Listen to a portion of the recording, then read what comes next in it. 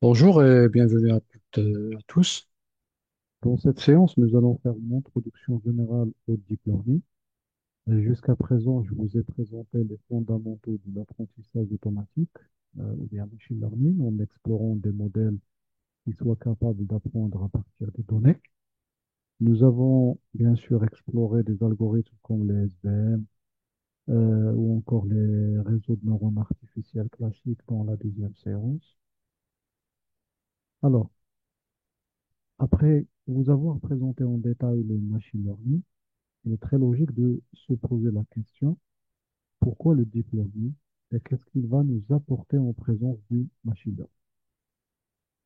Les techniques traditionnelles de machine learning sont très limitées dans le cas où il faut travailler ou bien lorsqu'il s'agit de traiter des données non structurées ou de grandes dimensions, par exemple comme les images ou le texte. Vous avez certainement remarqué que pour les données non structurées comme les images, la performance des modèles machine learning ne sont pas très satisfaisantes, même si nous avons travaillé avec des petites images. Un grand inconvénient du machine learning est que les caractéristiques ou bien les features sont extraites manuellement. On parle toujours du handcrafted features extraction. Donc, ces caractéristiques sont extraites manuellement soit par code ou bien par des experts.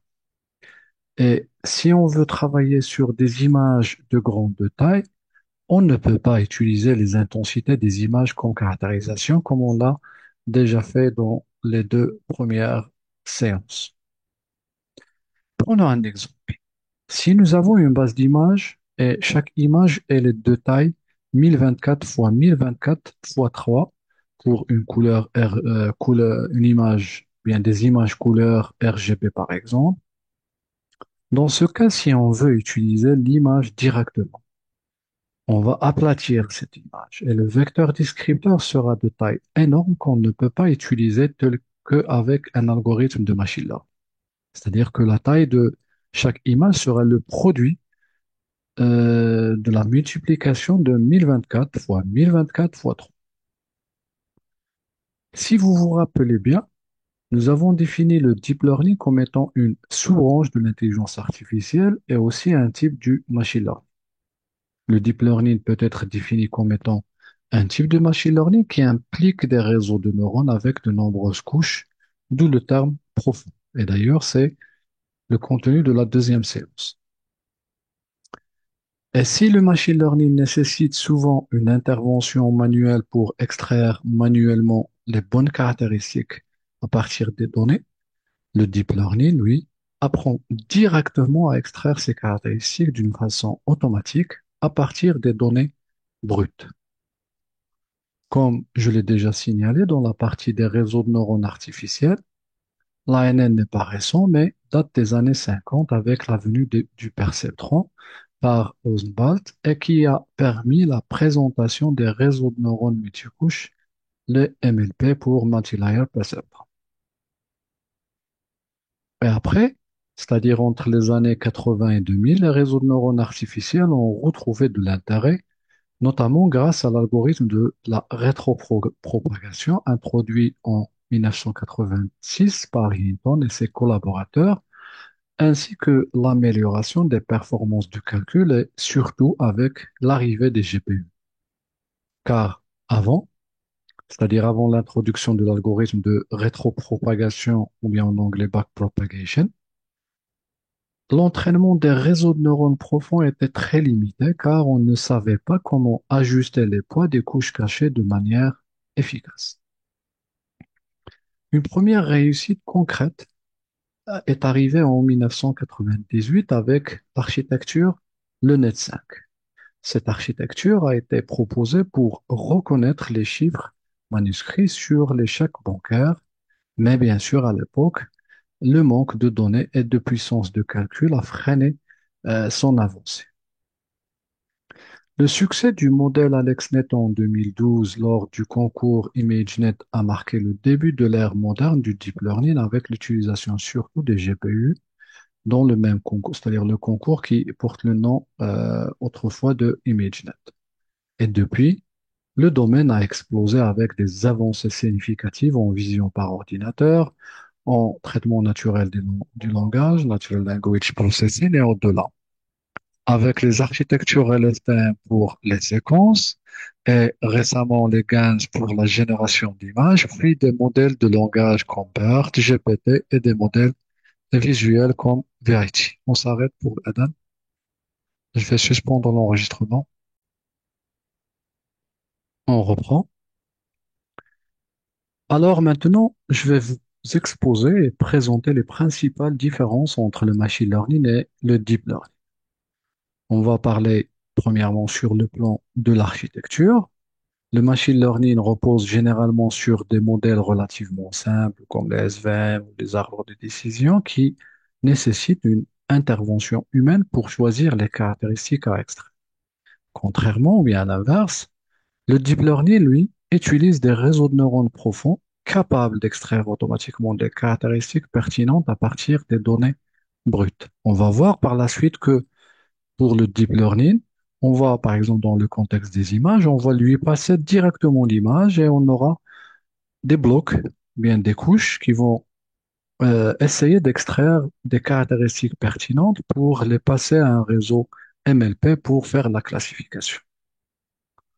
Aussi, le deep learning se distingue par ses performances élevées lorsqu'il est alimenté par des grandes quantités de données. Le deep learning a besoin de grandes quantités de données et sa capacité à améliorer ses résultats à mesure que le volume de données augmente et le rend particulièrement efficace. Par contre, ou bien contrairement au modèle de machine learning qu'on dit classique, ils ont tendance à se saturer en termes de performance dans le contexte ou bien dans le cas où la quantité de données devient très grande. Donc, automatiquement, si on a un ensemble, un grand ensemble de données, une grande quantité de données, on se dirige directement vers le deep learning. Par contre, si on a une petite base de données, une petite quantité de données, on se focalise ou bien on utilise le machine learning et le deep learning ne va pas donner de bons résultats. Aussi, les modèles de deep learning sont particulièrement gourmands en ressources et nécessitent généralement une puissance de calcul importante, mais avec l'utilisation de GPU et même récemment les TPU pour leur entraînement, cette limitation a été dépassée. Mais en comparaison, la plupart des modèles de machine learning sont bien moins exigeants sur le plan des ressources matérielles. C'est un point très intéressant. Si on n'a pas assez de ressources, vaut mieux aller vers le machine learning, sinon on se lance avec le deep learning. Et surtout maintenant qu'on va voir dans la partie pratique, on a les infrastructures en collab qu'on peut utiliser avec des GPU et TPU. Un autre point, c'est que le deep learning s'impose comme la référence dans les domaines où l'analyse et la génération de données non structurées telles que les images, le texte et même les duos sont essentiels. En revanche, le machine learning est généralement plus adapté aux problématiques qui reposent sur des données qui sont structurées. Alors, après vous avoir présenté les grandes différences entre machine learning et deep learning, maintenant, je vais vous présenter les liens et les points communs entre le machine learning et le deep learning. Il est important de rappeler que le deep learning, c'est un sous-ensemble du machine learning et il repose sur les mêmes fondements statistiques que le machine learning. Mais, c'est-à-dire le deep learning étend ses fondements pour modéliser des schémas plus complexes grâce à des architectures plus profondes. Aussi, il n'y a pas de frontière entre le machine learning et le deep learning. C'est-à-dire que certaines techniques classiques du machine learning, comme les arbres de décision ou autres, peuvent être intégrées et utilisées dans des modèles de deep learning, et surtout pour l'extraction de caractéristiques, ou bien on peut même des fois faire de l'hybridation des approches. Certainement, de nombreux experts en machine learning ont pu élargir leurs compétences vers le deep learning dans l'objectif ou bien dans le but de traiter des problématiques autrefois complexes. Et cette évolution est rendue possible grâce aux avancées algorithmiques et à la montée en puissance des ressources de calcul. Voici un aperçu des principales techniques et architectures du deep learning. Donc, on va commencer par les réseaux de neurones artificiels, Artificial Neural Networks, ANN. Ces réseaux constituent la base du deep learning. Ils sont formés de neurones artificiels qui sont organisés ou bien présentés sous forme de plusieurs couches. Nous avons la couche d'entrée, une ou bien plusieurs couches cachées et une couche de sortie. Il faut noter que les réseaux de neurones ANN sont utilisés comme étant une tête de sortie des architectures deep learning, c'est-à-dire on les utilise comme couche de classification après les couches d'extraction des caractéristiques. Et aussi, il faut noter que l'ANN ou bien les réseaux de neurones artificiels sont considérés comme des algorithmes, bien des techniques ou bien des méthodes de machine learning. Mais on va les utiliser dans les architectures deep learning. Nous avons aussi les réseaux de neurones convolutifs, Convolutional Neural Networks, CNN, et ces réseaux, ou bien ces architectures sont spécialement conçues pour le traitement des données visuelles. Ces architectures utilisent des opérations de convolution qui permettent de filtrer ou bien d'extraire des informations pertinentes à partir des images et de générer des cartes de caractéristiques qu'on dit souvent des caractéristiques pertinentes. Ces réseaux sont particulièrement adaptés à des tâches comme la reconnaissance et la classification d'images, aussi pour la détection des objets dans des images, aussi sont utilisés dans des applications plus larges telles que l'analyse de vidéos. Nous avons aussi ce qu'on appelle les réseaux de neurones récurrents, Neural Networks, RNN, et ces réseaux sont conçus pour le traitement des données séquentielles. C'est-à-dire là, on a une information qui change dans le temps. Et grâce à leur connexion récurrente, ces réseaux peuvent conserver en mémoire les informations issues des entrées précédentes, ce qui les rend efficaces pour modéliser des dépendances temporelles. Nous avons aussi des variantes au réseau RNN comme le LSTM pour Long Short Term Memory ou bien les GRU comme Gated Recurrent Unit. Et ces variantes ont été développées pour résoudre ou bien pour surmonter les limitations des RNN classiques et surtout le problème de la disparition du gradient. Nous avons aussi les auto-encodeurs qui sont des réseaux neuronaux conçus pour apprendre une représentation compressée des données d'entrée qu'on appelle l'encodage, puis pour les reconstruire à partir de cette représentation qu'on note le décodage. Ils sont utilisés pour la réduction de la dimensionnalité, aussi pour le débruitage de données, et même on peut les utiliser comme étape de pré-traitement dans des tâches de machine learning plus complexes. Et nous avons récemment les réseaux adversariaux génératifs, c'est-à-dire Generative Adversarial Networks, ou on les note les GANs, et ces réseaux reposent sur l'interaction de deux réseaux neuronaux en compétition.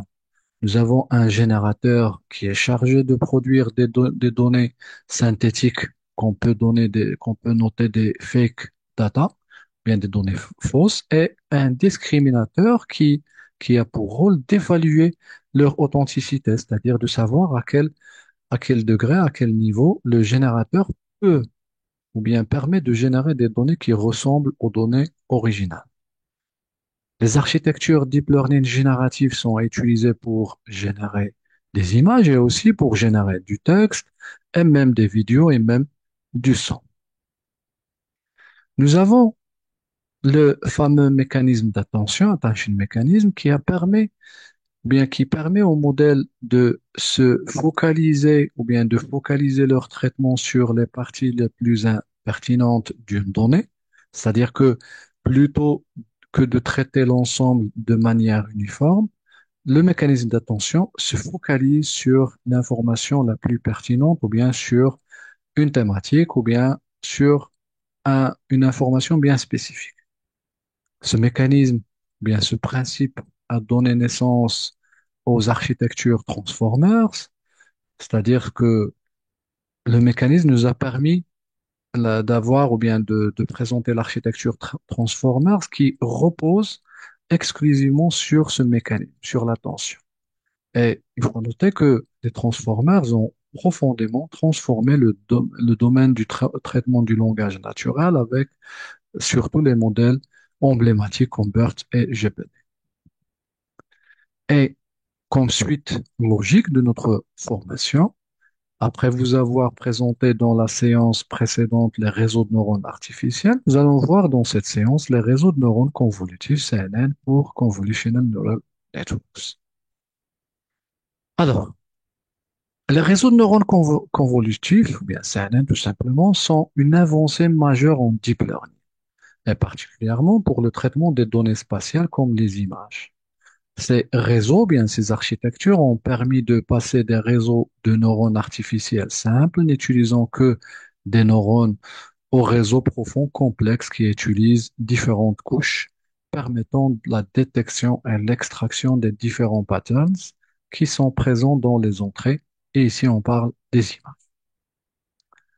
Ces réseaux sont une catégorie spécialisée de deep learning qui est utilisée principalement pour le traitement et classification d'images et de vidéos. Leur structure, c'est-à-dire toujours on parle de réseau de neurones convolutifs, leur structure elle est optimisée pour reconnaître et traiter les données spatiales et temporelles. On sait bien que le point faible ou bien l'inconvénient des algorithmes de machine learning, y compris les réseaux de neurones ANN, est que les caractéristiques ou bien les features sont extraites manuellement, généralement par des experts. Est-ce qu'on note souvent handcrafted features extraction? Alors, l'idée dans le deep learning, et ce qu'on va voir avec le CNN, c'est d'automatiser cette étape d'extraction. Intuitivement, pour le cas des images, on utilisait avant et très souvent la convolution avec des filtres spécifiques pour extraire différentes informations. D'accord? Ça, on le fait avant le deep learning. C'est-à-dire, il y avait des filtres pour la détection de contours, pour l'extraction des caractéristiques, des textures, des informations de texture ou autres. Et c'est ce que les CNN ont reproduit. C'est-à-dire qu'ils vont utiliser la convolution pour extraire automatiquement les caractéristiques à partir des images. C'est ça, donc il faut savoir, il faut noter que la convolution, c'est une opération mathématique clé dans les réseaux de neurones convolutifs. L'objectif, ou bien, elle sert à extraire les différentes caractéristiques d'une image en appliquant plusieurs filtres, en se déplaçant sur l'image d'entrée. Cette technique, c'est-à-dire la convolution, permet au modèle de capter les détails variés tout en conservant les relations spatiales entre les pixels. Bien sûr, on va approfondir tout ça un peu plus loin. Je vais essayer de vous faire une comparaison entre les réseaux de neurones convolutifs, les CNN, et les multilayer perceptrons. Donc, les réseaux de neurones convolutifs se sont révélés largement supérieurs aux perceptrons multicouches, les MLP, dans de nombreuses applications, notamment en traitement d'images. Et contrairement au MLP, qui, on l'a déjà vu, nécessite d'aplatir les images en vecteurs, les CNN préservent la structure spatiale des données, ce qui leur permet de mieux capturer les relations locales entre les pixels. Nous avons vu que on peut utiliser les MLP, les réseaux de neurones artificiels multicouches, avec les images, mais il fallait aplatir l'image. Et quand on fait, c'est-à-dire quand on aplatit l'image, on perd l'information spatiale, c'est-à-dire que il n'y a plus d'informations de voisinage entre les pixels. Et si les CNN nous permettent d'utiliser l'image telle qu'elle est, c'est une très bonne chose parce que ça va nous permettre de préserver la structure spatiale de l'image et bien sûr, on va généraliser des données.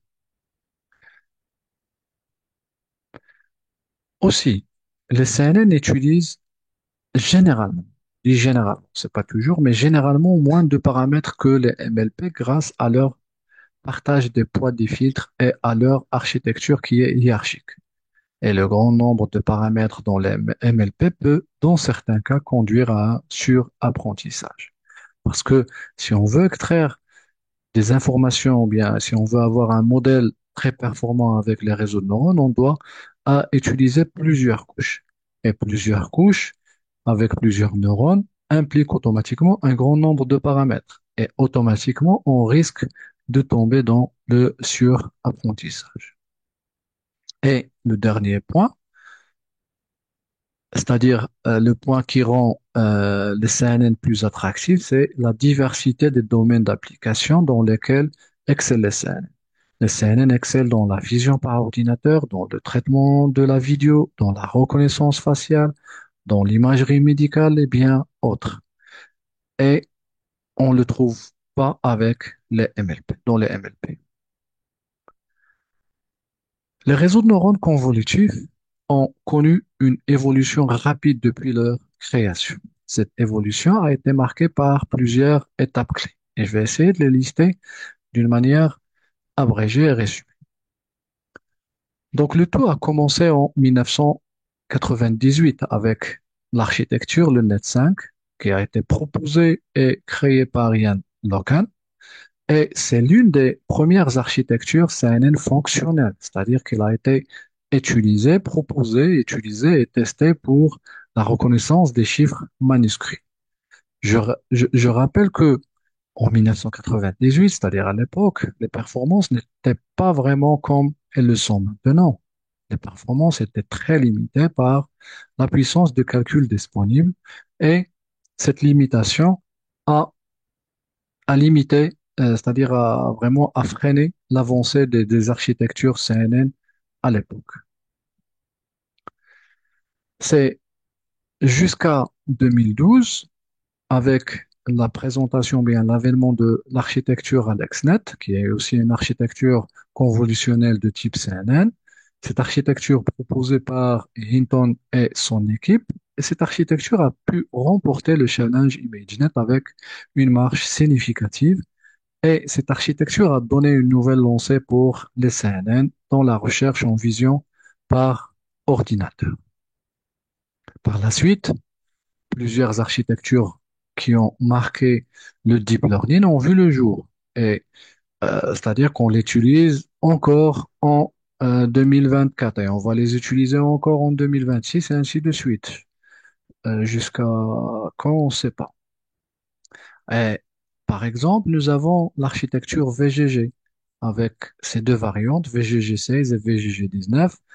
Certainement, la plus célèbre, c'est VGG 16. Et aussi, nous avons d'autres architectures qui sont aussi utilisées et qui ont été aussi proposées comme GoogleNet, ResNet et bien d'autres. Il faut souligner que la convolution n'est pas la seule opération utilisée dans ces réseaux. Certainement, on parle des réseaux convolutifs, d'où le terme convolutionnel et la lettre C, mais il y a d'autres couches qui ont été utilisées et qu'on va discuter par la suite.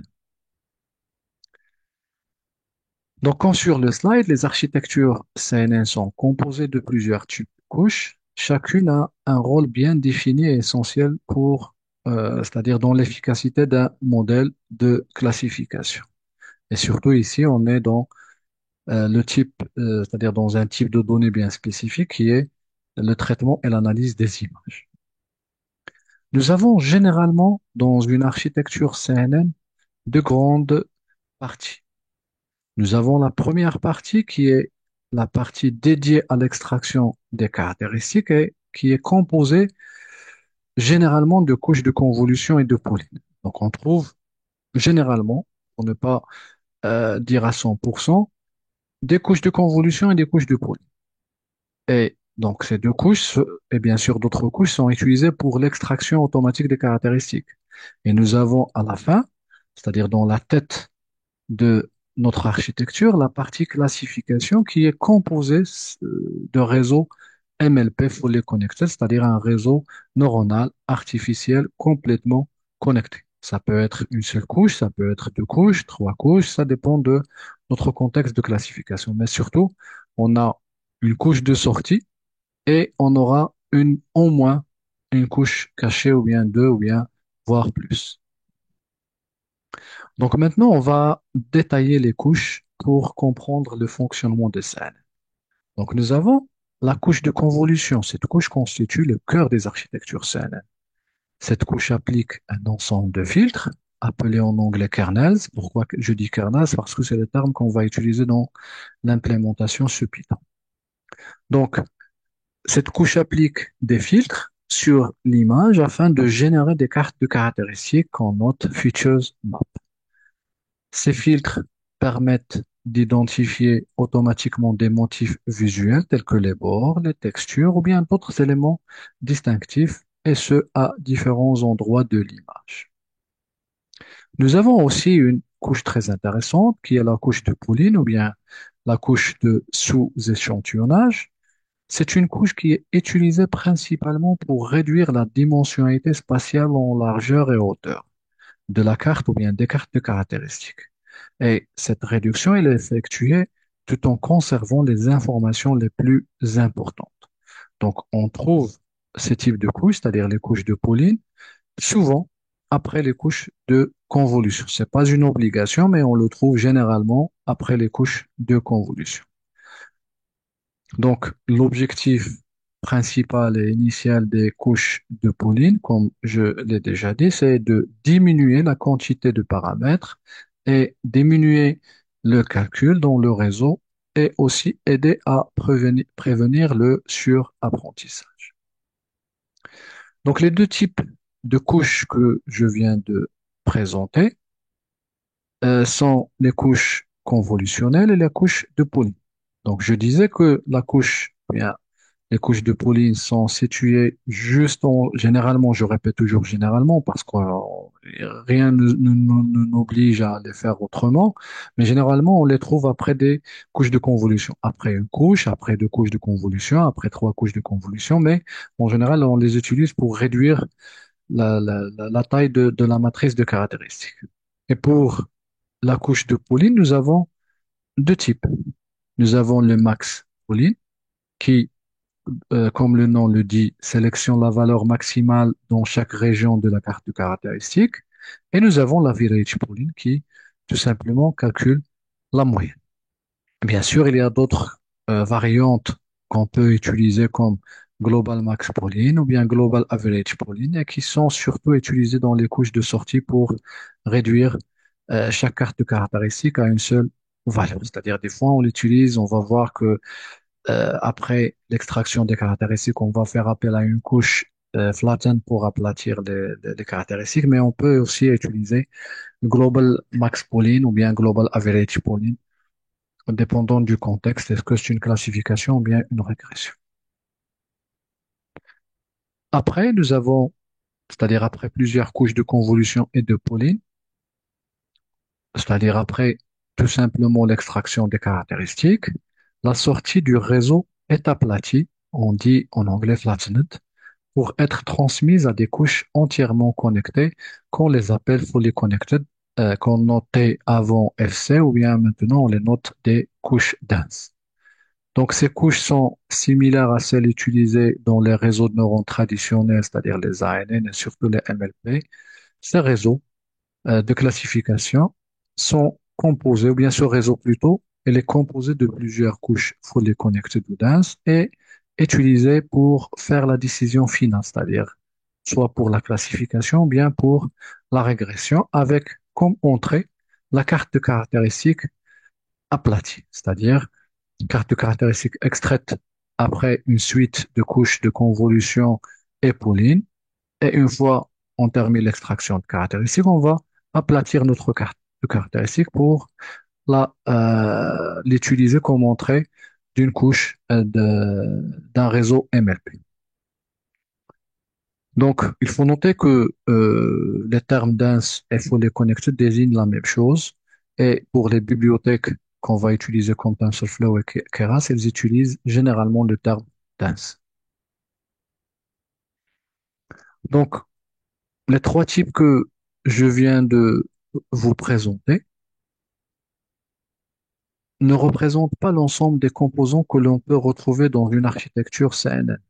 Certainement, il y a d'autres couches qui jouent également un rôle essentiel, comme je vais noter Bien, je vais vous présenter ou bien je vais vous lister quelques couches, comme surtout la couche de normalisation, en particulier la batch normalization, qui consiste à normaliser les entrées de chaque couche afin qu'elles aient une moyenne nulle et une variance unitaire. Et ça permet ou bien ça contribue à stabiliser et accélérer surtout l'apprentissage.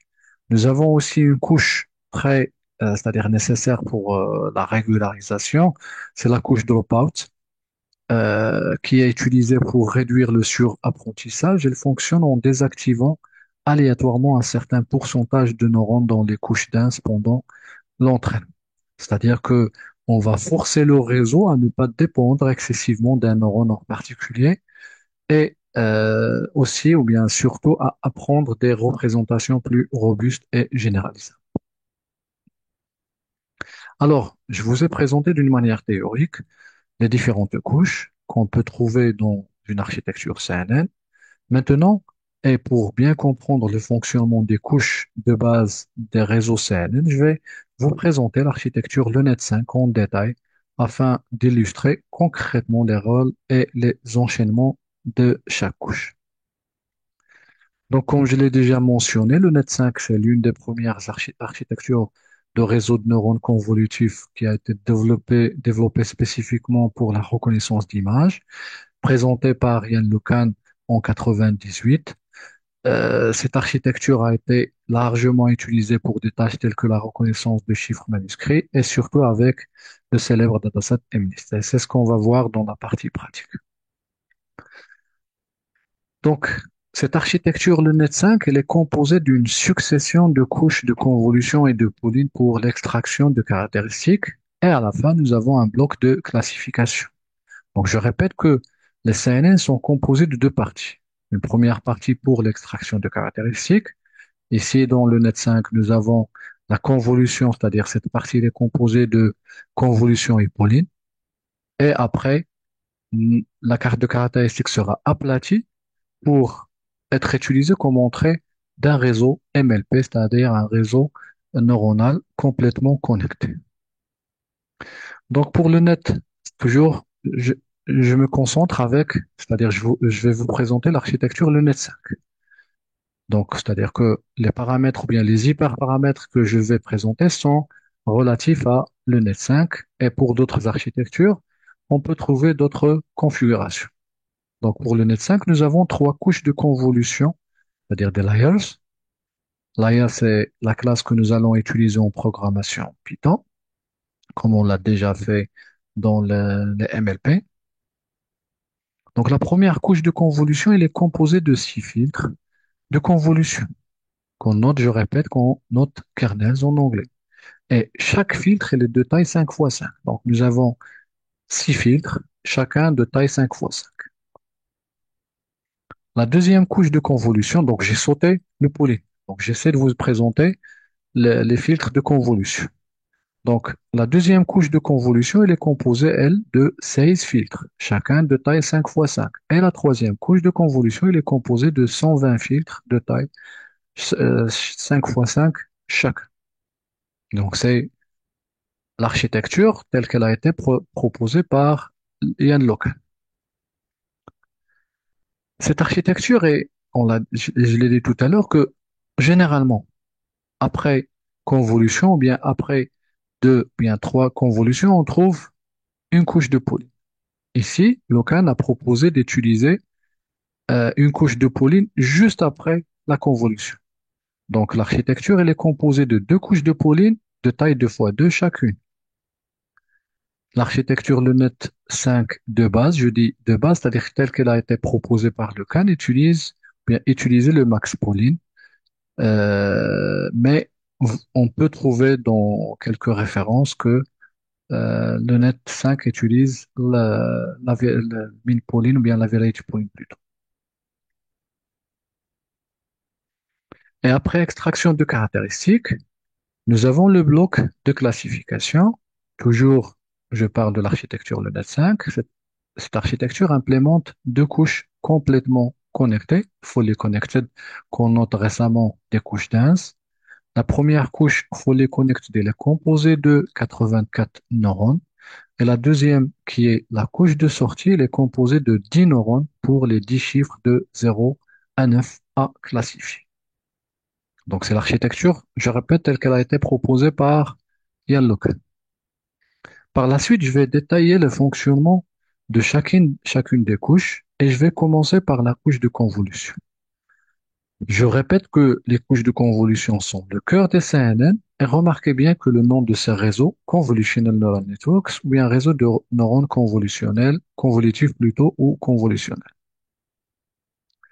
Dans les architectures CNL, les couches de convolution appliquent un ensemble de filtres ou kernels à l'image d'entrée pour extraire des caractéristiques de bas niveau telles que les bords, les coins et les textures. C'est-à-dire que nous n'avons pas un seul filtre, mais plusieurs filtres.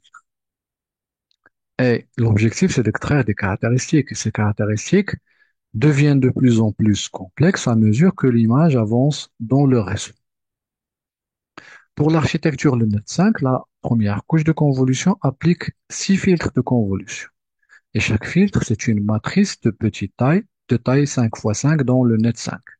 On va voir que pour d'autres architectures, on a, c'est-à-dire de plus petite taille, c'est-à-dire des filtres de taille 3 x 3. Mais ici, Locan a proposé 6 filtres pour la première couche de convolution, chacun de taille 5 x 5. Alors, je vais essayer de détailler c'est quoi la convolution. Donc, pour chaque position du filtre, un produit scalaire est effectué entre le filtre et la partie de l'image qu'il couvre. Ceci va générer une valeur dans une nouvelle carte de caractéristiques qu'on appelle Features Map. Pour mieux comprendre le fonctionnement de la convolution, je vais vous présenter un exemple simple. C'est-à-dire, c'est pas l'exemple extrait du dataset MNIST pour la reconnaissance du manuscrit, mais plutôt un exemple synthétique que j'ai proposé pour cet exemple. Donc, on va supposer que nous avons une image de taille 5 x 5 convolue avec un filtre de taille 3 x 3. Donc, l'image, elle est de taille 5 x 5. C'est pas le filtre. D'accord? Pour ne pas tomber dans la confusion. Dans le Net 5, les filtres sont de taille 5 x 5. Mais ici, pour vous expliquer, j'ai utilisé une petite image de taille 5 x 5. Et le filtre ici, dans l'explication, comme sur le slide, elle est de taille 3 x 3. Donc, pour faire la convolution, qu'est-ce qu'on va faire? Donc, nous allons faire glisser le filtre horizontalement sur la totalité de l'image. Donc, c'est-à-dire glisser, calculer, c'est-à-dire mettre le filtre, faire la projection du filtre, calculer. Je vais expliquer tout ça par la suite. Faire glisser le filtre d'un pas, calculer, faire glisser le filtre d'un pas, calculer. On arrive au bord, on passe à la ligne suivante, ainsi de suite. Donc, le calcul, c'est la somme des produits des éléments sous-adjacents de l'image et le filtre. Je vais expliquer ici. Donc, pour le premier passage, nous avons la somme des produits comme sur le slide. C'est-à-dire que le résultat de la convolution, c'est la somme des produits des éléments sous-adjacents après projection du filtre sur l'image. Donc, nous aurons 7 fois 1, c'est-à-dire le premier élément fois le premier élément, le deuxième fois le deuxième, et ainsi de suite. Donc, 7 fois 1, 2 fois 0, moins 1 fois 3, tout ça, c'est la somme. Donc, je répète, 7 fois 1, plus 2 fois 0, plus 3 fois moins 1, plus 4 fois 1, plus 5 fois 0, plus 3 fois moins 1, plus 3 fois 1, plus 3 fois 0, plus 2 fois moins 1. D'accord? C'est le premier passage du filtre. Cette sommation va nous donner la valeur 6. Donc, on va mettre la valeur 6. On va déplacer le filtre d'un pas horizontalement vers la droite et on calcule de la même façon. Nous aurons moins 9. On déplace encore le filtre et on calcule de la même façon pour avoir moins 8. Donc là, on est arrivé, c'est-à-dire ici, on est arrivé au bord et une fois on arrive à la fin de la ligne, on passe à la ligne suivante et on procède de la même façon. C'est-à-dire, je vais retourner vers le début, je vais descendre une ligne et recommencer et faire le même calcul. On aura moins 3 et on déplace jusqu'à c'est-à-dire faire glisser le filtre sur la totalité de l'image. C'est-à-dire qu'on va continuer de la même façon en glissant le filtre et en calculant le résultat à chaque passage jusqu'à parcourir toute l'image. alors le résultat de la convolution de notre image en vert avec notre filtre en bleu et l'image filtrée en jaune. D'accord? Donc sur le slide, nous avons notre image 5x5 convolue avec un filtre 3x3, ce qui nous a donné une image qui est de taille 3x3. Et cette différence de taille entre l'image initiale et l'image après convolution est considérée comme un problème qu'on rencontre très souvent avec la convolution, qui est l'effet de bord. On remarque que les bords ne sont pas traités et que la taille de l'image filtrée n'est pas la même que l'image en entrée. Ceci implique une perte d'information au bord. Pour notre exemple, une image de taille 5x5 convolue avec un filtre de taille 3x3 nous a donné une image filtrée de taille 3x3. Des fois, on peut laisser la convolution telle que sur le slide. C'est-à-dire, on veut faire la convolution et réduire la dimensionnalité, mais généralement, on procède, c'est-à-dire, on ne veut pas perdre l'information sur les bords. C'est-à-dire que la valeur 7 des bords, la valeur 7, 8, 4 et 5, c'est-à-dire les valeurs au bord, on les a pas traitées. Donc pour résoudre, c'est-à-dire voilà, c'est-à-dire comment on calcule la taille d'une image filtrée, c'est-à-dire on parle d'un filtrage d'une image filtrée ou bien d'une image après convolution sur le slide. Et pour résoudre ce problème d'effet de bord, on fait appel à ce qu'on appelle le padding ou bien le remplissage. C'est-à-dire tout simplement ajouter une bordure autour de l'image. Pour le faire, nous avons deux solutions. Soit on va entourer l'image de noir, c'est-à-dire avec des zéros, ou bien on va entourer l'image avec elle-même, ce qu'on appelle l'effet de miroir ou bien le mirroring. On va voir les deux types de solutions. Donc pour notre exemple, la première solution consiste à entourer l'image par des zéros, c'est-à-dire ici on parle de zéro padding, comme sur le slide, et on calcule la convolution. Donc, on aura comme résultat de convolution une image de même taille que l'image d'entrée, c'est-à-dire la convolution sera de la même façon. Sauf que avec le padding, on peut, c'est-à-dire récupérer l'information, bien traiter l'information sur les bords. C'est-à-dire que cette fois, on va mettre le filtre. Le premier passage, ça sera de centre sur 7, et on va, c'est-à-dire extraire l'information sur les bords. Et pour la deuxième solution, c'est l'effet miroir ou bien le mirroring, et qui consiste tout simplement à dupliquer les valeurs des bords au lieu de les mettre à zéro, comme sur le slide. C'est-à-dire, c'est comme si on a fait le mirroring, l'effet miroir sur les bords. On a dupliqué les bords, tout simplement. De la même façon, on va procéder à la convolution avec notre filtre et on aura comme résultat une image de même taille que l'image d'entrée. Donc remarquez bien que la différence entre les deux techniques de padding, c'est les valeurs sur les bords de l'image après convolution, mais les valeurs c'est-à-dire si on supprime les bords de l'image après convolution, on va trouver que soit avec le padding avec zéro ou bien avec l'effet de miroir, le résultat est le même. Donc voilà avec zéro et voilà avec l'effet de miroir. Donc, une autre opération très utilisée dans les architectures, c'est-à-dire dans la convolution, c'est ce qu'on appelle le stride ou bien le pas, c'est-à-dire le pas de déplacement de notre filtre. C'est tout simplement, c'est la valeur du pas utilisé pour faire glisser le filtre sur l'image. Dans l'exemple que je vous ai présenté tout à l'heure, nous avons utilisé un pas égal à 1, c'est-à-dire que j'ai déplacé le filtre d'un seul pas, c'est-à-dire je l'ai déplacé vers le voisinage, un pas jusqu'à la fin. Voilà, d'accord? C'est ici on a un stride égal à 1 et c'est le cas le plus utilisé. Cependant, dans quelques architectures ou bien dans quelques contextes, on peut utiliser un pas qui est supérieur à 1, c'est-à-dire qu'on va déplacer le filtre et sauter quelques positions. Par exemple, comme sur le slide, pour le cas d'un stride égal à 2, nous allons faire glisser le filtre avec un saut de 2 pas. Donc remarquez bien que je n'ai pas déplacé le filtre d'un seul pas, mais de 2 pas. C'est-à-dire, je l'ai déplacé de 2 cases à droite, ainsi de suite. Donc ici, c'est-à-dire, une fois j'ai arrivé au bord, c'est-à-dire qu'il n'y a pas de possibilité de déplacer notre filtre encore à droite, on va le déplacer verticalement à partir de la gauche aussi de 2 pas, et ainsi de suite.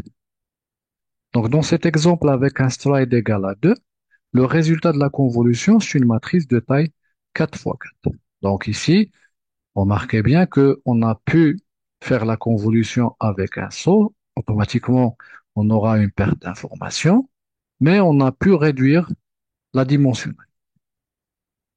Donc nous avons une matrice de 9 fois 9 convolue avec un filtre de 3 fois 3 sans padding, mais avec un stride de 2.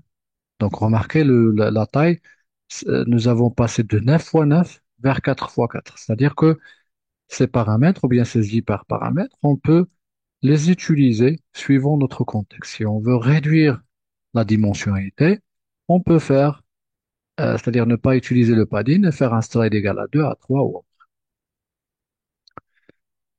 Donc, je vous ai présenté un exemple de convolution, mais je vous ai présenté un exemple avec un seul filtre pour une matrice de D.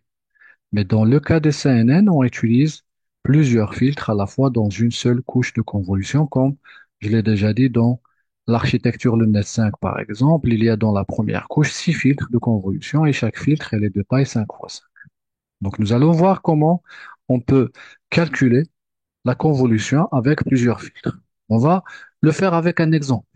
Donc prenons un exemple d'une matrice, c'est-à-dire une image de taille 8 fois 8, convoluée à 3 filtres différents chacun de taille 3 fois 3. Quand je dis différent, c'est le principe des architectures CNS, c'est que les valeurs de chaque filtre diffèrent, c'est-à-dire qu'ils ne sont pas les mêmes, ils n'ont pas les mêmes valeurs. Donc, pour ce cas, qu'est-ce qu'on va faire? Chaque filtre sera appliqué indépendamment à l'image d'entrée et nous aurons comme résultat une matrice de 3 dimensions. C'est-à-dire, on a appliqué le premier filtre qui est en vert sur l'image pour avoir une image convoluée de taille 6 fois 6. Le deuxième filtre pour avoir une image de taille 6 fois 6 aussi, et la même chose. C'est-à-dire que nous aurons comme sortie une image à 3 dimensions. C'est-à-dire que la taille de la sortie, ça sera 6 fois 6 fois 3. Pire encore. C'est pas pire encore, mais c'est-à-dire allons vers des architectures un peu avancées. Pour le cas de l'architecture le Net 5, les images d'entrée sont des images à niveau de grille, de 2 dimensions. C'est-à-dire chaque image, elle est de 2 dimensions. Généralement, c'est une taille de 32 fois 32, bien 28 fois 28. Mais avec d'autres architectures, normalement, les entrées ne sont pas des images à niveau de grille, mais plutôt des images couleurs de 3 dimensions, comme sur le slide.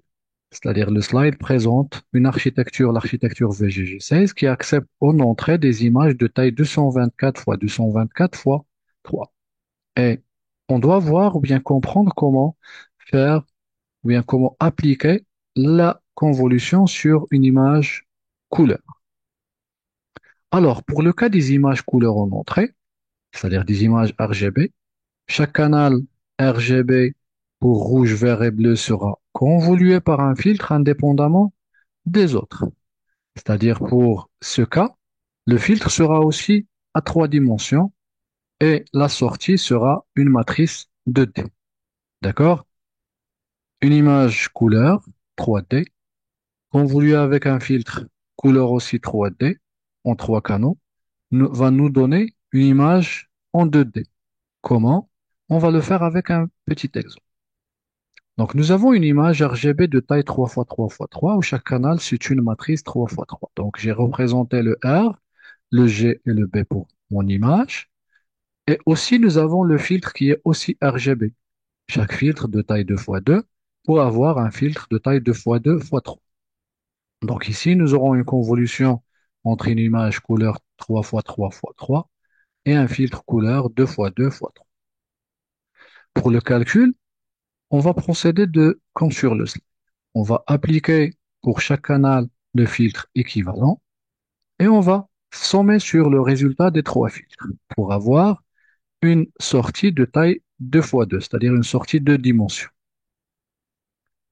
Après le résultat de convolution d'une image 3D avec un filtre 3D, c'est une matrice de D comme je l'ai expliqué. Mais pour le cas d'image couleur convolue avec plusieurs filtres RGB, en général, comme je l'ai déjà dit, on trouve plusieurs filtres. C'est pas un seul filtre, mais plusieurs filtres. Donc, on va procéder de la même façon, mais pour chaque filtre indépendant. Donc, sur le slide, j'ai une image de taille 6 x 6 x 3 convolue avec deux filtres. C'est-à-dire chaque filtre de taille 3 x 3 x 3. Et la convolution de l'image avec le premier filtre, comme on l'a déjà vu sur les slides précédents, va nous donner une image de taille de D. Ici, c'est 4 x 4. La deuxième convolution avec l'image avec l'autre filtre va nous donner une autre image de taille 4 x 4. Et la sortie, ça sera une image avec deux dimensions de taille 4 x 4 x 2. Donc, je vous ai expliqué les filtres de convolution, bien la convolution plutôt. Nous allons passer au deuxième type de couche dans les CNN, c'est la couche de Pauling. Donc, les couches de Pauling sont souvent utilisées après les couches de convolution pour réduire la dimensionnalité spatiale des cartes de caractéristiques extraites, ce qui nous permet de diminuer ou bien de réduire le nombre de paramètres et le temps de calcul dans le réseau. Et surtout, ça permet de prévenir ou bien réduire le risque de surajustement ou bien le risque de surapprentissage. Aussi, il faut noter que le pooling permet au réseau une certaine invariance et résistance aux translations, ce qui permet au réseau CNN de reconnaître des objets dans l'image même lorsqu'ils sont légèrement déplacés ou bien déformés. Nous avons deux types majeurs de pooling et qui sont les plus utilisés. Nous avons le max pooling et l'average pooling. Donc, le max pooling consiste à garder tout simplement la valeur maximale d'une fenêtre de pixels dans la carte de caractéristiques. Sur le slide, un exemple de pooling de taille 2 x 2 sur une image de taille 4 x 4.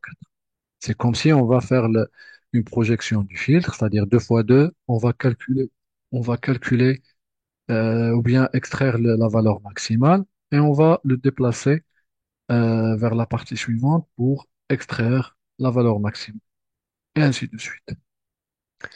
Alors que pour l'average pooling ou bien le pooling moyenne, ou bien le pooling moyenneur, on va calculer tout simplement la moyenne des valeurs dans une fenêtre de pixels. C'est-à-dire, avec le max pooling, nous avons gardé seulement la valeur maximale. Ici, on va faire la valeur moyenne.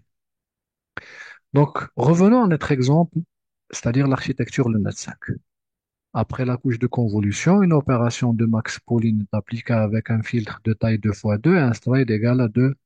C'est le cas le plus usuel. Bien sûr, il faut noter que dans certaines implémentations de Lunet 5, il est possible de trouver l'average pooling au lieu du max pooling. C'est-à-dire que ici, je vous présente l'architecture de base telle qu'elle a été présentée par Local. Après, nous avons une couche de convolution de 16 filtres de taille, c'est-à-dire que chaque filtre est de taille 5 x 5 et un stride de 1 suivi par max pooling de taille 2 x 2. Et nous avons à la fin une carte de caractéristiques de taille 15 x 15 x 16. Donc, c'est l'architecture telle qu'elle a été proposée par le CAN. Et ces informations ce sont des hyperparamètres proposés par le CAN. C'est lui qui a décidé de dire que on va utiliser 6 filtres, chaque filtre de taille 5 x 5. On va utiliser un max pooling 2 x 2 avec un stride égal à 2.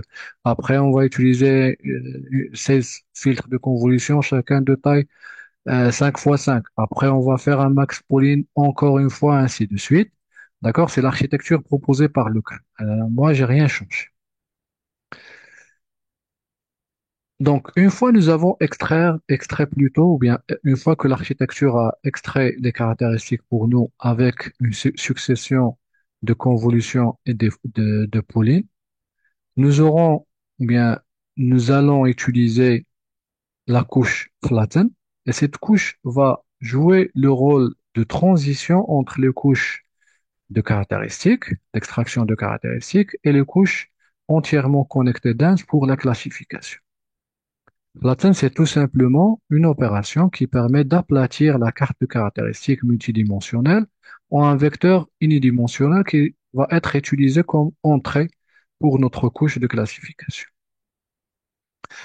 Toujours avec l'architecture de Net5, la couche Flatten va convertir la carte de caractéristiques qui est de taille 5 x 5 x 16 en un vecteur de taille 400, c'est tout simplement le produit. C'est-à-dire c'est le produit, c'est 5 x 5 x 16, ça va nous donner 400. Et nous aurons un vecteur de caractéristiques égal à 400, et ce vecteur qui va être utilisé comme être entrée à notre réseau neuronal complètement connecté, à notre MLP, ou bien à notre réseau DAS. Après, nous aurons, ou bien nous avons la couche fully connected ou bien dense, qui est tout simplement une couche similaire à un MLP pour multi-layer perceptron. Alors, la carte de caractéristiques aplatie avec la couche flatten va jouer le rôle d'entrée à un réseau neuronal artificiel avec des couches complètement connectées, fully connected, qu'on note récemment dense. Et bien sûr, comme je l'ai déjà dit, ces couches sont souvent situées vers la fin du réseau pour la classification. Dans l'architecture LUNET 5, nous avons deux couches fully connected. Une première qui contient 84 neurones. La dernière couche qui est une couche de classification et aussi une couche complètement connectée. Dans notre cas, elle est de taille 10 neurones. C'est-à-dire que nous avons, c'est-à-dire que c'est un contexte de classification multiclasse avec 10 sorties pour les chiffres de 0 à 9. Je rappelle que le contexte d'application, c'est la classification ou bien la reconnaissance des chiffres manuscrits de 0 à 9. Et automatiquement, nous avons 10 valeurs et on aura besoin de 10 neurones. Alors, comme on l'a fait pour les ANN, les CNN utilisent aussi des fonctions d'activation. Je rappelle que le but des fonctions d'activation, c'est d'introduire la non-linéarité dans le modèle et qui va nous permettre, ou bien qui va permettre au réseau d'apprendre des fonctions plus complexes. Pour les CNN, les fonctions d'activation sont utilisées au niveau, c'est-à-dire dans les couches de convolution, et aussi, comme on l'a déjà vu, dans les couches, avec les neurones, dans des couches complètement connectées, ou bien le réseau MLP, c'est-à-dire la sortie de notre architecture pour la classification.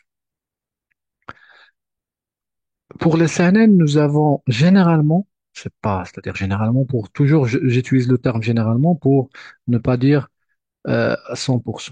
Nous avons généralement recours à deux types de fonctions d'activation. Nous avons la ReLU, ou bien la tangente hyperbolique dans quelques architectures. Souvent on utilise ReLU. La fonction d'activation ReLU, elle est utilisée dans les couches fully connected et dans les couches de convolution. Et nous avons aussi softmax ou sigmoid qui sont utilisés dans la couche de sortie. Je rappelle que sigmoid dans le cas d'une classification binaire et softmax pour le cas d'une classification multiclasse. Donc ça, on l'a déjà vu dans le deuxième chapitre, bien la deuxième session qui a été dédiée au réseau de neurones artificiels, les ARN. Je vous ai présenté en détail l'architecture de base des réseaux neuronaux convolutifs. Par la suite, nous allons voir comment les couches, comment implémenter, ou bien comment plutôt ces couches ou bien comment utiliser ces couches dans des architectures CNN pour apprendre à partir des données.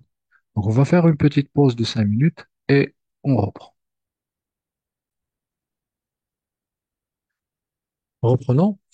Donc, nous allons voir comment ces couches fonctionnent pour effectuer des tâches spécifiques, c'est-à-dire comment, tout simplement, ils font pour apprendre à partir des données. Alors, donc pour la conception d'un modèle deep learning, il faut bien sûr choisir l'architecture à utiliser et l'architecture à utiliser va automatiquement impliquer la façon de l'extraction des caractéristiques. Et aussi, comme nous l'avons vu pour le machine learning, il faut procéder à l'entraînement, mais à l'apprentissage du modèle. Je rappelle que l'objectif principal de l'entraînement, c'est tout simplement d'estimer les paramètres entraînables du modèle, c'est-à-dire les valeurs des paramètres entraînables du modèle. Nous avons aussi deux types de paramètres. Nous avons les hyperparamètres et nous avons les paramètres entraînés. Donc pour les hyperparamètres, pour rappel, ce sont des variables qui définissent la structure du réseau, comment le réseau il est formé. Ces paramètres sont configurés et fixés avant l'apprentissage et ont une influence considérable sur la performance du modèle. Dans un réseau neuronal convolutif, nous avons comme hyperparamètres de l'architecture le nombre et le type de couche, le nombre et les tailles des filtres de convolution ainsi que le padding et le stride. De même, le type de pauline, le nombre de neurones dans les couches fully connected et bien sûr les fonctions d'activation. Nous avons aussi les hyperparamètres de l'entraînement du modèle et qui sont la taille du lot, le batch size. La taille de lot fixe le nombre d'échantillons d'entraînement à propager à travers le réseau avant de mettre à jour les paramètres. Nous avons aussi le taux d'apprentissage, le learning rate, c'est-à-dire qui fixe ou bien qui décide la vitesse ou bien à quelle vitesse le modèle apprend. Pardon. Donc, je disais que le taux d'apprentissage fixe ou bien décide à quelle vitesse le modèle apprend, souvent ajusté d'une manière dynamique pendant l'entraînement. Nous avons essentiellement le nombre d'époques, c'est-à-dire combien de fois l'ensemble de données d'entraînement est passé à travers le réseau pendant l'apprentissage. C'est tout simplement le nombre d'itérations des va-et-vient entre le forward propagation et le back propagation. Nous avons l'algorithme d'optimisation. C'est un algorithme qui est utilisé pour mettre à jour les poids du réseau tels que ADAM, SGD, RMS Pro, ou bien autres. Et dernièrement, nous avons la technique de régularisation. Est-ce que c'est L1 ou bien L2? Est-ce qu'on va utiliser dropout pour prévenir le surapprentissage ou bien autre? Et pour les paramètres entraînables, ce sont les variables qui sont estimées à ajuster au cours de l'entraînement pour minimiser l'erreur entre les étiquettes réelles et les étiquettes prédites par notre modèle. On parle de la fonction de perte, ou bien loss en anglais. Ces paramètres, c'est-à-dire les paramètres entraînables, sont essentiels car ils déterminent la performance du modèle sur les tâches de classification, bien de régression ou même de détection d'objets. Voici les principaux types de paramètres d'un CNN. Nous avons premièrement les poids des filtres de convolution et qui sont tout simplement les valeurs des filtres. Il faut savoir que les valeurs de filtres de convolution ne sont pas fixées au préalable, mais plutôt estimées lors de l'entraînement. Ces poids définissent les caractéristiques que le filtre est capable d'extraire, de détecter, comme les bords, les textures et d'autres motifs visuels dans les images. Chaque filtre dans une couche convolutive peut également avoir un biais qui est ajouté à la sortie du filtre après l'application des poids. Le biais, comme rappel, permet au filtre de décaler l'activation d'une manière qui améliore la capacité du réseau à s'adapter aux données. Nous aurons pour chaque filtre, c'est-à-dire toujours on est dans le contexte de lunette 5, donc nous aurons pour chaque filtre 5 fois 5 pour la matrice de convolution, plus le biais, ce qui fait 26 paramètres entraînables. En total, pour la première couche de convolution, nous avons 26 fois 6, c'est-à-dire 156 paramètres entraînables. Comme pour le cas des multilayer perceptrons MLP dans un ANN, les couches entièrement connectées ont également des poids et biais. Pour la première couche fully connected, nous avons 84 neurones complètement connectés à 120 entrées c'est-à-dire 84 fois 120 pour les poids, plus 84 pour les billets, ce qui nous donne 10 164 paramètres entraînables. Sur le tableau sont présentés le nombre de paramètres entraînables pour l'architecture Lunet 5. En total, nous avons presque 60 000 paramètres pour cette petite architecture. Pour rappel, l'entraînement ou bien l'apprentissage training en anglais consiste à estimer et optimiser les paramètres d'un modèle. Ici, on parle d'un CNN. Comme pour les ANN, l'estimation et l'ajustement des paramètres entraînables passent par deux phases: la propagation en avant, forward propagation, et la rétropropagation, ou bien la propagation en arrière pour back propagation.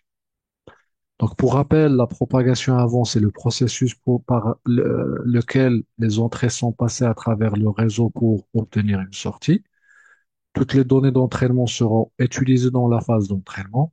Pour le premier passage, les paramètres entraînables comme les poids et billets des couches de convolution ou des couches complètement connectées sont initialisés aléatoirement ou bien utilisant une technique d'initialisation spécifique. En général, on utilise une initialisation aléatoire comme on l'a déjà vu dans le MLP. Chaque couche du réseau traite les entrées qu'elle reçoit. La sortie d'une couche devient l'entrée de la couche suivante jusqu'à ce que la dernière couche produise la sortie finale du réseau.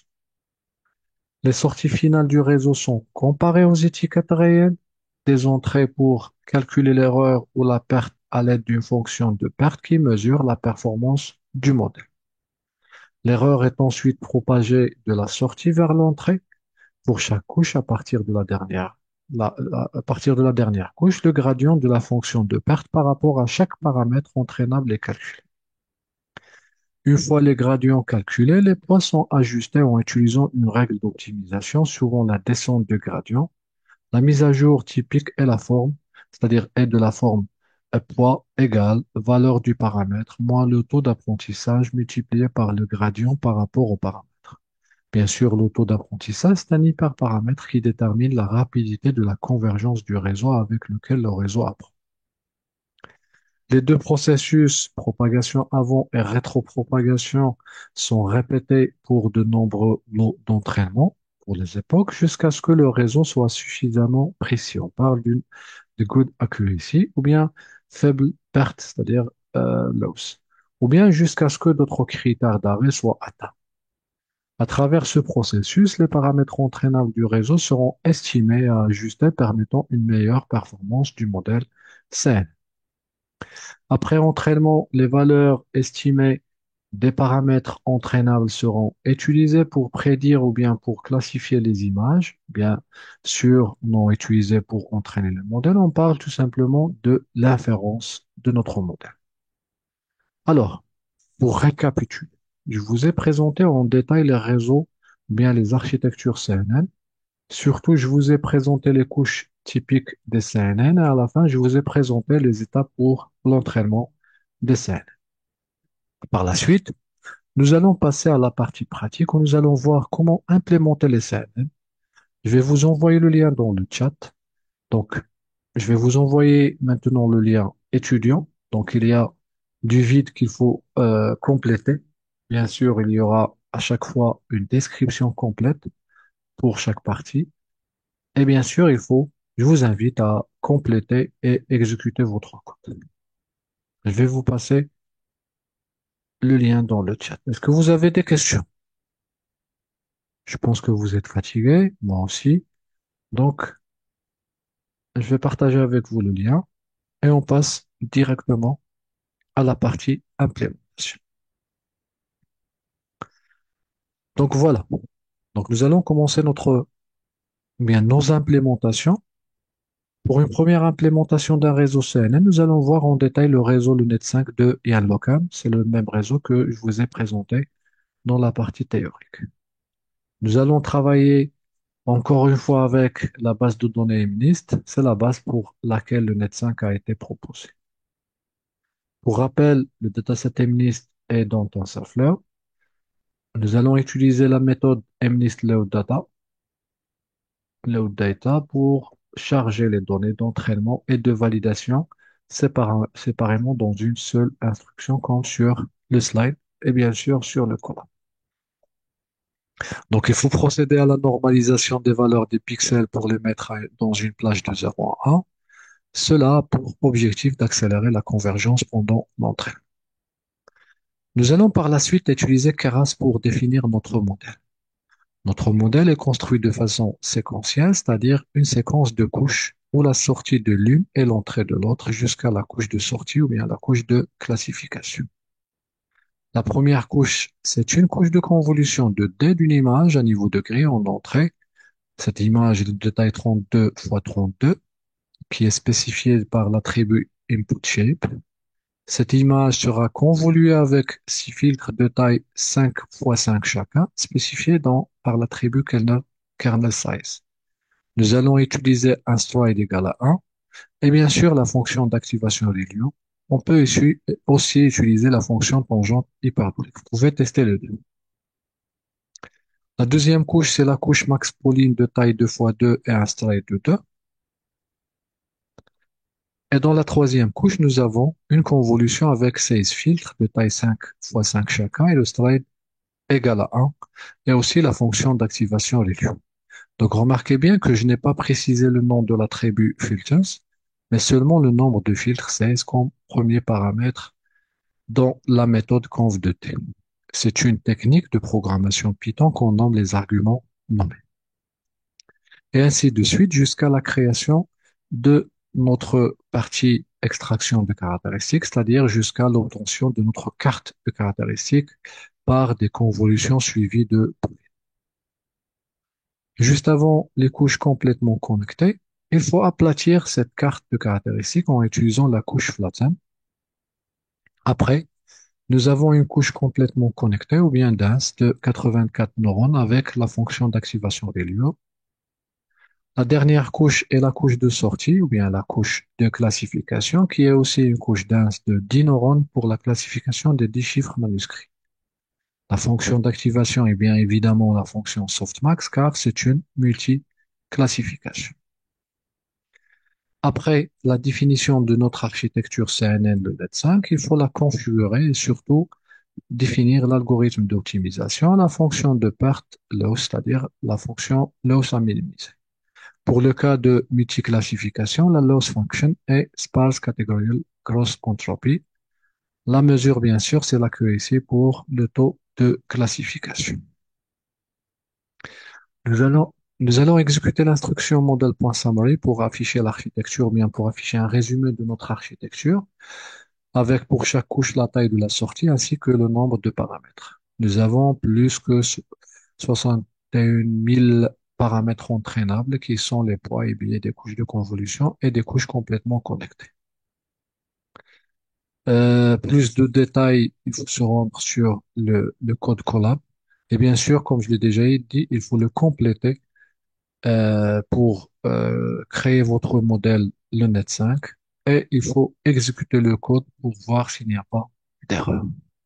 Donc, il y a des vides, mais remarquez bien que avant chaque vide, il y a une description pour vous aider à compléter, à remplir ces vides. Donc, une fois nous avons créé et compilé, c'est-à-dire configuré notre modèle CNN, la dernière étape, c'est l'entraînement de notre modèle. Donc, je vais rappeler une autre fois.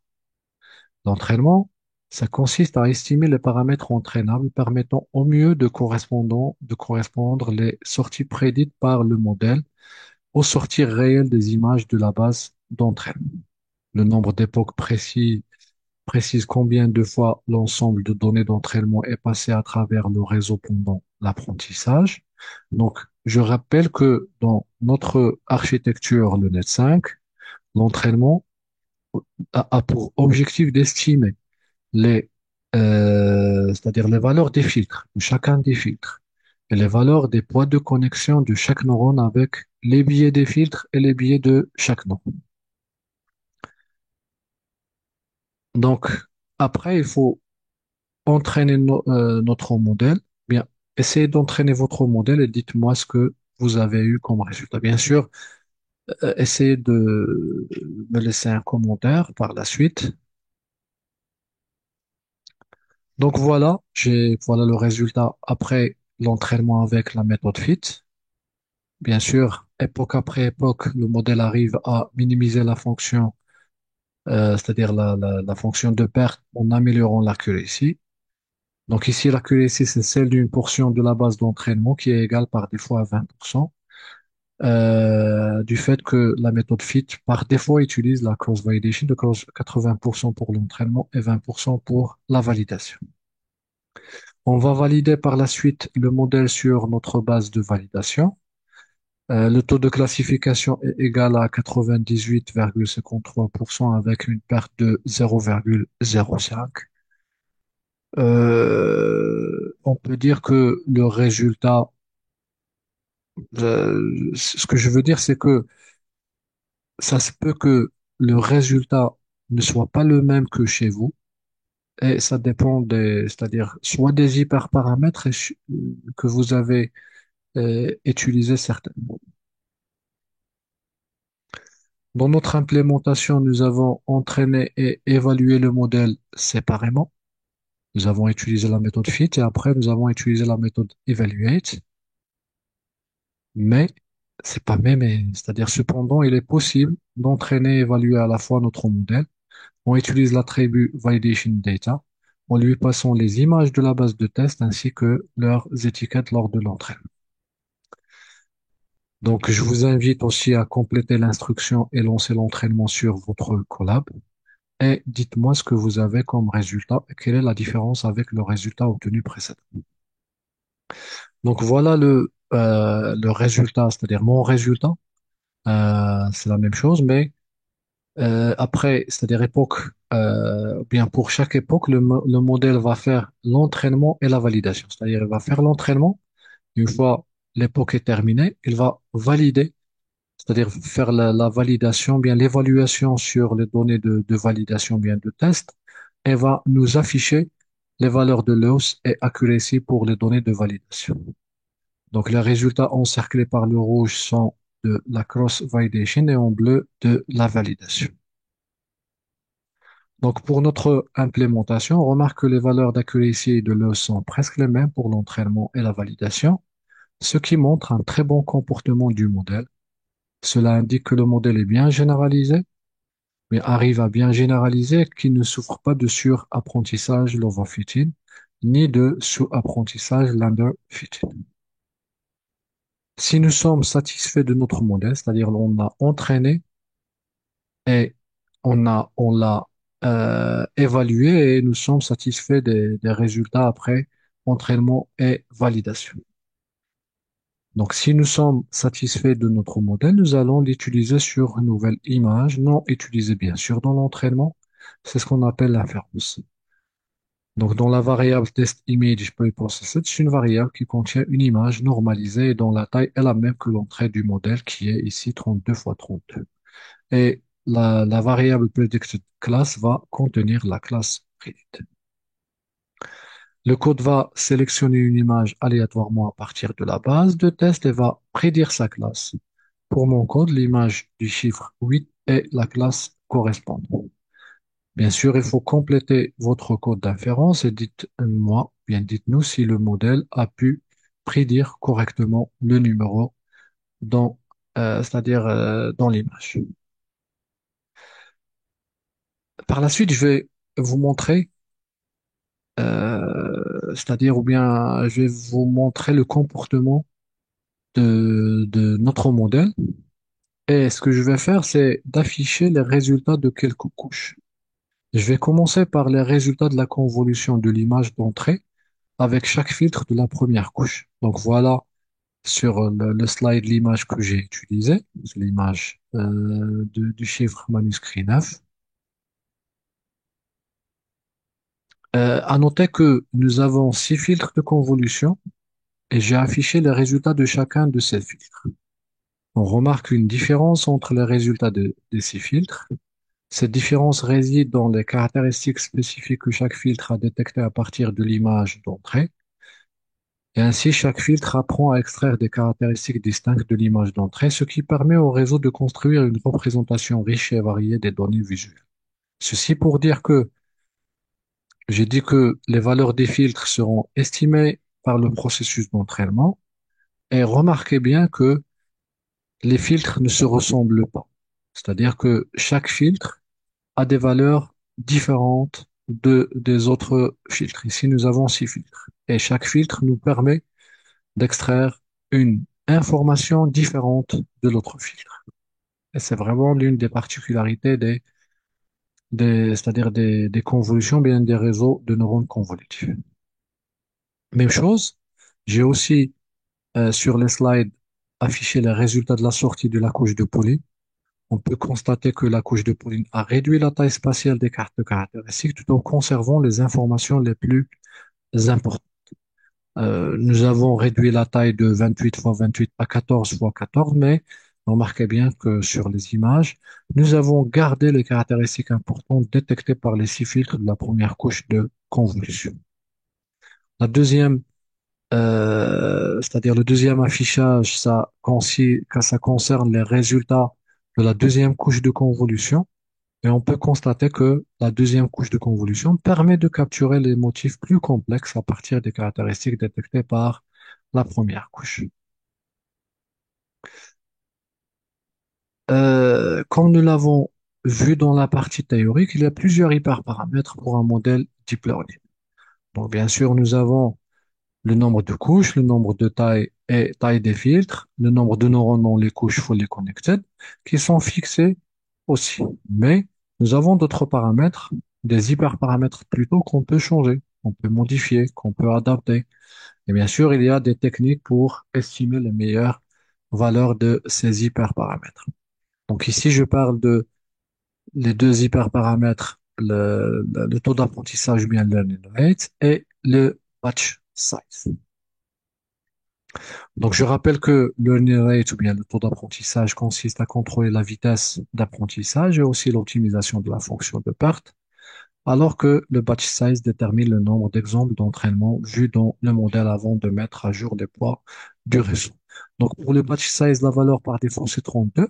Ce que je vous invite, c'est d'exécuter c'est-à-dire le code avec, c'est-à-dire on l'a déjà fait avec un batch size par défaut, mais par la suite essayer de modifier, c'est-à-dire utiliser batch size égale à 16, batch size égale à 64, pour voir l'effet et l'impact de ces changements, surtout sur la vitesse d'entraînement et sur les résultats de validation de votre modèle.